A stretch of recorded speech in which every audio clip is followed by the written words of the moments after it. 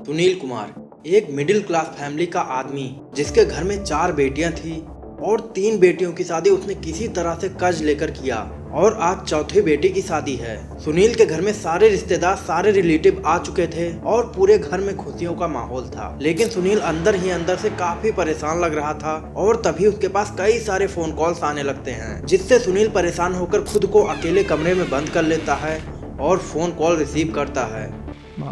तो फोन क्यों उठा रहा है? इतने पैसे भी खा लेगा और तू फोन मेरा आएगा। अब सुनील की हालत और ज्यादा खराब होने लगी क्योंकि उसने पहले से ही 3 बेटियों की शादी में कर्ज लिया था और आज चौथी बेटी की शादी भी कर्ज लेकर कर रहा है और यही कर्ज का बोझ सुनील के ऊपर इतना बढ़ गया कि उसने ना तो अपने बारे में सोचा और ना ही अपनी फैमिली के बारे में, और उसने अपनी बेटी की शादी के ही दिन एक बहुत गलत डिसीजन ले लिया।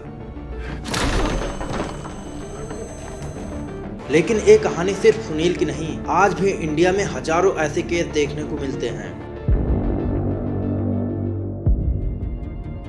CAIT की रिपोर्ट के अकॉर्डिंग 1 नवंबर से 14 दिसंबर 2025 तक इंडिया में लगभग 46 लाख शादियां होने का अनुमान था और इन शादियों में इतने पैसे खर्च होंगे कि ये श्रीलंका जैसे देश की GDP से भी ज्यादा होगा। NDTV के अकॉर्डिंग सिर्फ एक वेडिंग सीजन में इंडियन गवर्नमेंट को लगभग 75,000 करोड़ का टैक्स कलेक्शन होता है। लेकिन इसके पीछे की रियलिटी क्या है, क्या आपको पता है?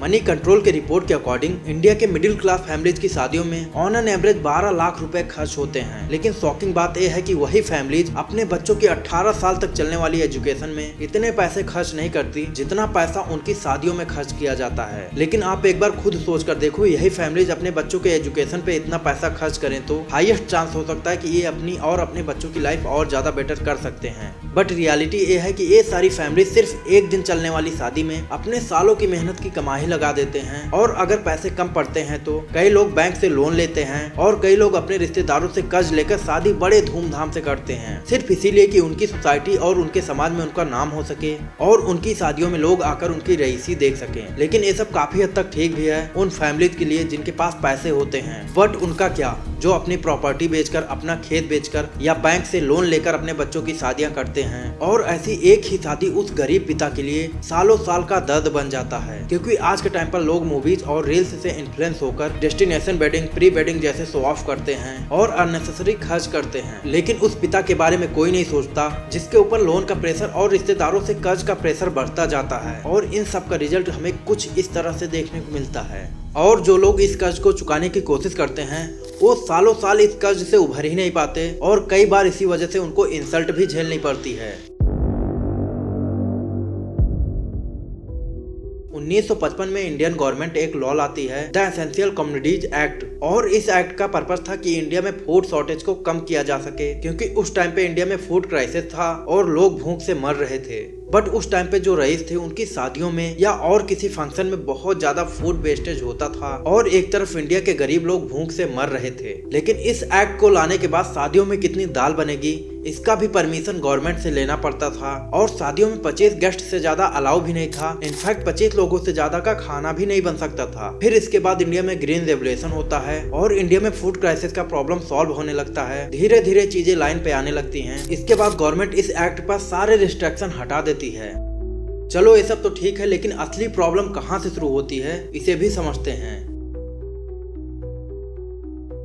अभी के टाइम पर शादियों में जो ट्रेंड आया है like pre wedding, destination wedding और बहुत कुछ, इसमें बॉलीवुड और सोशल मीडिया का बहुत बड़ा रोल है और इन्हीं मूवीज और रील्स ने इंडियन ऑडियंस को एक नया सपना दिया और इससे आज का यूथ बहुत ज्यादा इन्फ्लुएंस हुआ। इन्हीं मूवीज और रील्स से इन्फ्लुएंस होकर इंडियन वेडिंग और ज्यादा ग्रैंड होती गई और मिडिल क्लास फैमिलीज इसका शिकार बनने लगी, क्योंकि ना तो मिडिल क्लास के पास ज्यादा पैसे होते हैं और ना ही बहुत ज्यादा सेविंग होती है। लेकिन इसके बावजूद भी ये मिडिल क्लास लोग डेमोन्स्ट्रेशन इफेक्ट का शिकार हो जाते हैं, जिसका सीधा सा मतलब है कि हम एक दूसरे को देखकर सेम उनकी तरह करने की कोशिश करते हैं और इसी रैट रेस में इंडियन मिडिल क्लास फैमिलीज आज भी फंसी पड़ी हैं। क्योंकि ये लोग अगर किसी दूसरे की शादी में अच्छा डेकोरेशन देख लेते हैं तो ये अपने अंदर ही अंदर एक सपना सजा लेते हैं कि हमें भी अपने बेटे की शादी कुछ ऐसे ही करनी है या इससे भी अच्छी करने का सपना देखते हैं। और इसी रैट रेस की वजह से आजकल की शादी कम, कंपैरिजन ज्यादा लगती हैं। अगर आपके सोसाइटी में किसी एक भी इंसान की ग्रैंड शादी होती है तो वहाँ पर जितने भी लोग होते हैं उसमें से ज्यादातर लोग यही सोचते हैं कि हमें भी अपने बच्चों की शादी ऐसे ही कुछ करनी है, क्योंकि समाज में नाम जो कमाना है। लेकिन इन सब के पहले वे लोग अपनी इनकम इनकम को कंपेयर करना भूल जाते हैं, जिसका नतीजा हमें देखने को मिलता है। कोई अपनी प्रॉपर्टी बेचकर बच्चों की शादी कर रहा है तो कोई बैंक से लोन लेकर अपने बच्चों की शादी कर रहा है, सिर्फ इसी समाज के डर से। लेकिन इस डर का क्या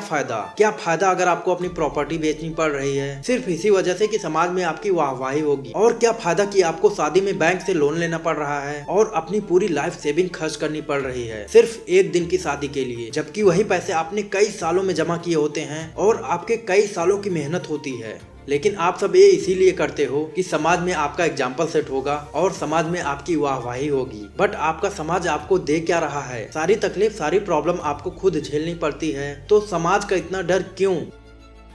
अब शायद आपके माइंड में ये क्वेश्चन जरूर आया होगा कि मैं जो बता रहा हूँ इसका मतलब तो यही हुआ ना कि शादी करना ही छोड़ दें। तो मैं ऐसा बिल्कुल भी नहीं बोल रहा हूँ। मेरे इस वीडियो को बनाने का सिर्फ एक ही मोटिव है कि अपने गांव में, अपने सोसाइटी में लोगों के पास पैसे नहीं होते हैं, उसके बावजूद भी लोग अपनी प्रॉपर्टी बेचकर, अपना खेत बेचकर या बैंक से लोन लेकर महंगी महंगी शादियां करते हैं, जो कि मुझे बहुत गलत लगता है। क्योंकि जितनी आपकी हैसियत होनी चाहिए उसी हिसाब से आपको अरेंज भी करना चाहिए, ना कि अपनी प्रॉपर्टी बेचकर, अपना खेत बेचकर या बैंक से लोन लेकर। लेकिन अगर आपके पास पैसे हैं तो अपनी शादी या अपने बच्चों की शादी खूब धूमधाम से करनी चाहिए, क्योंकि इसी शादियों के सीजन से बहुत से लोगों को रोजगार मिलता है और उनका घर चलता है। तो अगर आपके पास पैसे हैं तो खर्च करने में कोई प्रॉब्लम नहीं है, बट प्रॉपर्टी बेचकर या बैंक से लोन लेकर शादियों में खर्च करना कहीं ना कहीं उस पिता के लिए बहुत भारी पड़ता है।